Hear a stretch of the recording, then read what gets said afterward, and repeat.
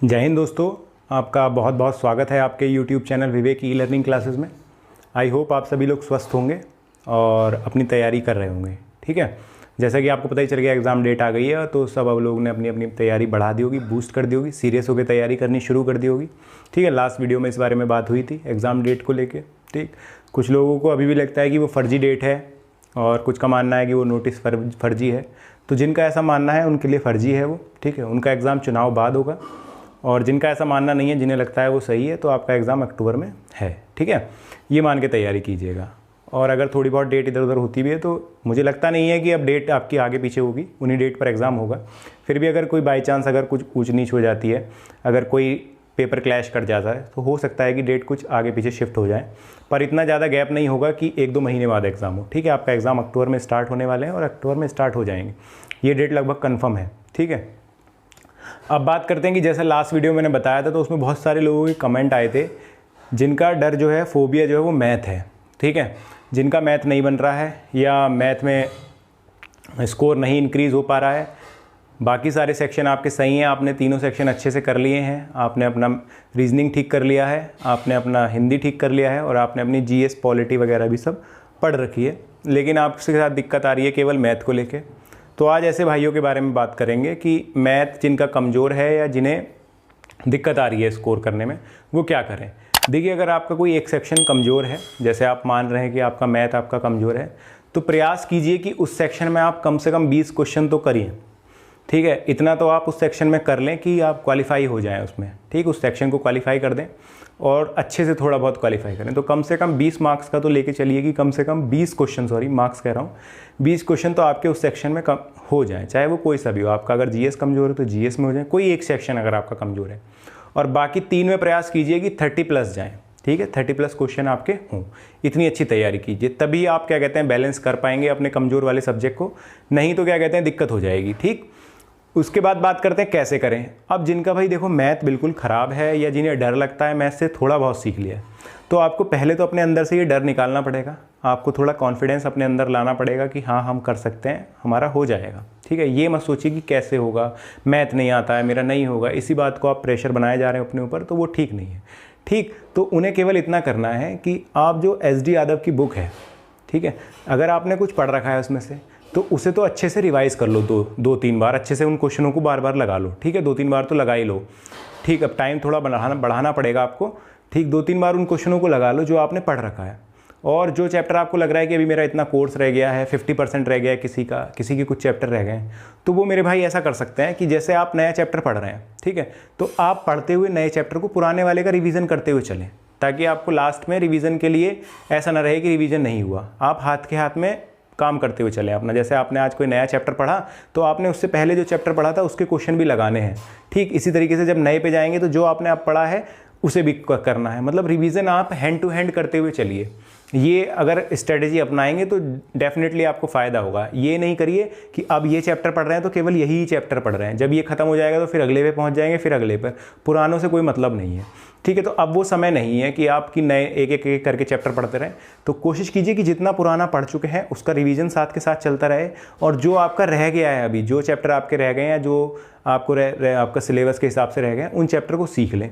अब उसमें से कुछ चैप्टर ऐसे होंगे जो आपके बिल्कुल नहीं पल्ले पड़ रहे होंगे। जिनका मैथ कमज़ोर है, मैं केवल उनकी बात कर रहा हूँ, जिन्हें मैथ से डर लगता है कि कुछ चैप्टर आपको बिल्कुल ही नहीं समझ में आ रहे होंगे कि यार ये तो मेरे सवाल होता ही नहीं है, मैं बार बार प्रयास करता हूँ, नहीं होता है।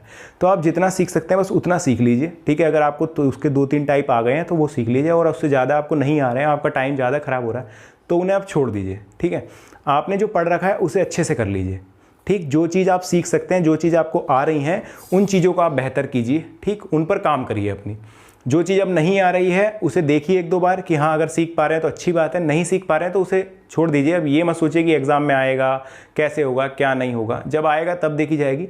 पर जो सेक्शन आपका ठीक ठाक हो गया, आपको जो चैप्टर सही से आ गए हैं और आप बनाने लगे हैं उसके क्वेश्चन, उसकी प्रैक्टिस स्टार्ट कर दीजिए। ठीक है, उसकी ज़्यादा से ज़्यादा प्रैक्टिस कीजिए कि अगर ये सवाल आ गया तो ये गलत नहीं होना चाहिए। क्योंकि क्या कहते हैं, बेसिक से अगर पेपर टफ भी बनता है, जो भी बनता है, तो बेसिक से 15-20 क्वेश्चन बेसिक होते हैं। ठीक है, जो आपके, अगर आपका बेसिक्स ठीक है मैथ का, तो इतने क्वेश्चन आप आराम से कर सकते हैं। ठीक, और जिनका और अच्छा है तो वो इससे ज़्यादा स्कोर कर सकते हैं। सकते हैं। ऐसा नहीं होगा कि 40 में से 40 के क्वेश्चन ही ऐसे बना दिए जाएंगे कि कोई ना कर पाए। 15 से 20 क्वेश्चन ऐसे होंगे कि जिनका बेसिक मैथ भी ठीक होगा वो कर लेंगे। तो आप कोशिश करिए, अगर आपका मैथ कमज़ोर है, कि 20 क्वेश्चन 20 प्लस या 20 के आसपास क्वेश्चन आपके अटैम्प्ट हो जाएँ, आप वो सेक्शन क्वालिफाई कर जाएँ, थोड़ा नंबर भी ठीक ठाक रहें 20 क्वेश्चन तक करेंगे तो, ठीक है। इतना प्रयास कीजिए पहले तो। दूसरी बात ये कि इतना तो आपको मैथ में करना है, लेकिन बाकी सब्जेक्ट जो आपके अच्छे हैं, जैसे आपका रीजनिंग अगर ठीक है, जीएस ठीक है, हिंदी ठीक है, इन पर और मजबूत पकड़ करिए। आप कोशिश करिए कि जो नंबर आपने यहाँ कम किए हैं वो उधर बढ़ें, ठीक है। तो सब पे कोशिश कीजिए कि 30 प्लस, जो ज़्यादा अच्छा है उसमें 35 प्लस, इस तरीके से क्वेश्चन बने आपके। और मैथ से डरिए मत, ठीक है। जितना आ रहा है उतना सीख लीजिए, हड़बड़ाइए बिल्कुल मत कि कैसे होगा, कैसे करूँगा, क्या हो गया, अब तो मेरा होगा ही नहीं। ये सब चीज़ें अगर दिमाग में लाओगे और अब दिन नहीं बचे हैं, कैसे होगा, तो ये बिल्कुल निश्चिंत होके कि इतना रह गया है, इसे इतने टाइम में कवर करना है, इसके साथ साथ रिवीजन करना है, बस ये स्ट्रेटेजी अपना के चलिए। डेफिनेटली आपका स्कोर बढ़ेगा, ठीक है। आज ना बढ़े, कल ना बढ़े, स्कोर आपका पेपर तक इंक्रीज़ हो जाएगा, अगर ये 40 दिन जो बचे हैं आपके, 30-40 दिन, उसमें अगर क्या कहते हैं आप लगे रहते हैं, अपना प्रयास करते रहते हैं, ठीक। और देखो, अब केवल 40 दिन, हो सकता है कि आपका जो एग्ज़ाम है आप तैयारी कर रहे हैं लास्ट लेट शिफ्ट में पड़ जाए, तो आपको दिन एक्स्ट्रा भी मिल सकते हैं। तो ऐसे होपलेस मत होइए कि अब कैसे होगा, 30 दिन रह गए, 40 दिन रह गए, ठीक। तो थोड़ा पॉजिटिव रहिए, पॉजिटिव सोचिए कि हाँ हो जाएगा, और डेफिनेटली होगा, आप यकीन मानिए। बस ये है कि रिवीजन साथ के साथ करते हुए चलना, ऐसा मत करना कि चैप्टर सीखते हुए जा रहे हैं और प्रैक्टिस करी नहीं है, तो आपका वहाँ पेपर में जाके कोई फ़ायदा होगा नहीं। आप लास्ट में फिर मिक्स करेंगे तो आपको फिर यही लगेगा कि मैं सब कुछ भूल गया, और इतना टाइम है नहीं कि दोबारा से रिवीजन किया जा सके। तो आपको यही करना है कि जिनका थोड़ा बहुत सिलेबस रह गया है या जिनका मैथ कमज़ोर है, वो अपना जो सीखने को रह गया है वो सीख लें, और उसके साथ साथ जो पुराना सीखा हुआ है उसकी प्रैक्टिस करें। अब कुछ का जो दिक्कत है वो ये है कि क्वेश्चन नहीं बनते हैं, टाइम बहुत लगते हैं।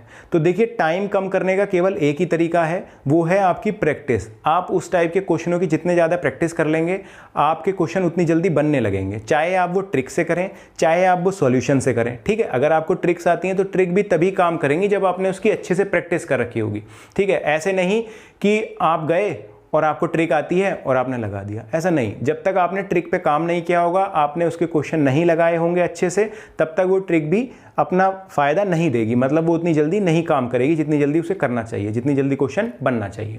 तो प्रैक्टिस मस्ट है आपको, टाइम अगर कम करना है, ठीक है। कैलकुलेशन मस्ट है आपको अगर टाइम कम करना है। मैथ के बारे में ये बात कर रहे हैं हम, ठीक भाई। तो आप अगर ये स्ट्रेटेजी रखेंगे तो डेफिनेटली आपको फ़ायदा होगा, ठीक है। आई होप मेरी बात समझ में आ गई होगी। अब बात करते हैं उनके लिए जिन्होंने भाई कुछ देखा ही नहीं था, जो कुछ पढ़ रहे नहीं थे। अब उन्हें क्या कहते हैं, पढ़ना है। अब उन्हें देखना है कि किस किताब से पढ़ें, और उन्हें लग रहा है कि कोई एक बुक ऐसी मिल जाए जिससे हमारी पढ़ाई हो जाए पूरी, और ये 40 दिनों में हम जितना पढ़ हो सके उतना पढ़ लें। पहले हमने कुछ नहीं पढ़ा है, तो उनके लिए बुक मैं आपको सजेस्ट करूंगा। आप देख सकते हैं दिशा पब्लिकेशन की उपनिरीक्षक और प्लाटून कमांडर की बुक, ठीक। इसमें चारों सेक्शन के अलग अलग दिए हुए हैं, चारों सेक्शन के बारे में जितना जितना सिलेबस है उसके हिसाब से दिया हुआ है, और 2 टेस्ट भी आपको इसमें मिल जाएंगे online free. Previous year paper भी इसमें 1-2 मिल जाएंगे, जो कि पूरे प्रीवियस ईयर पेपर थे, वो पेपर मिल जाएंगे आपको मूक के रूप में।